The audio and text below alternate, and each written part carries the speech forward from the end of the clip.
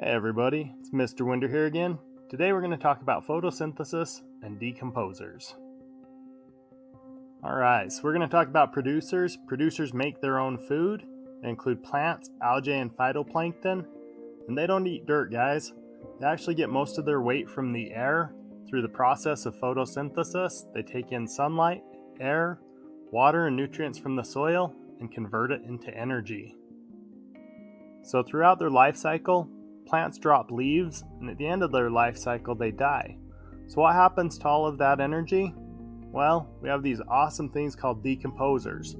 They include worms, mushrooms, insects, bacteria, and they eat dead and decaying matter and give off nutrients that are reintroduced into the soil. So big surprise here. Worms don't eat dirt. They eat dead and decaying matter, and then they reintroduce nutrients into the soil through worm poop, also called castings. So it kind of works in a cycle. As plants grow, they get their energy from the sun, water, soil, and the air around them. Most of what makes up the plant is the air around them. And as they grow, they give off leaves, and at the end of their life, they die. And they're eaten by the decomposers, which put the nutrients back in the soil for other plants. So another thing that producers do is they actually produce their own food, which provides energy for herbivores. So the herbivores are able to eat the plants and get that energy from the plants.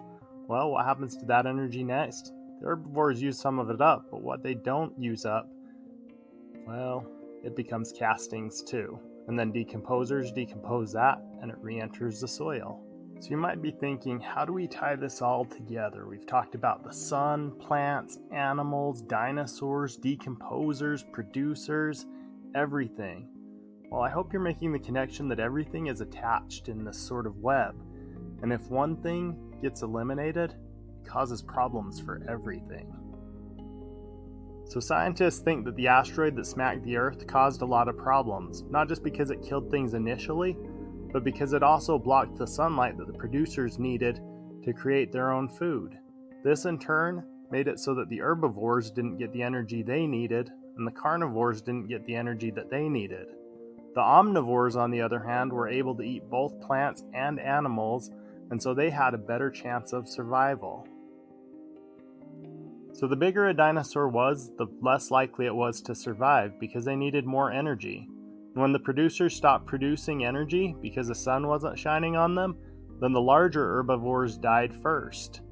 And then when the large herbivores died off, then the large carnivores didn't have enough energy to survive either. So the smaller dinosaurs were actually better off. So there you go. One event changed the entire history of our planet. And it all started because producers weren't able to get the sunlight they needed. And it disrupted the entire food chain.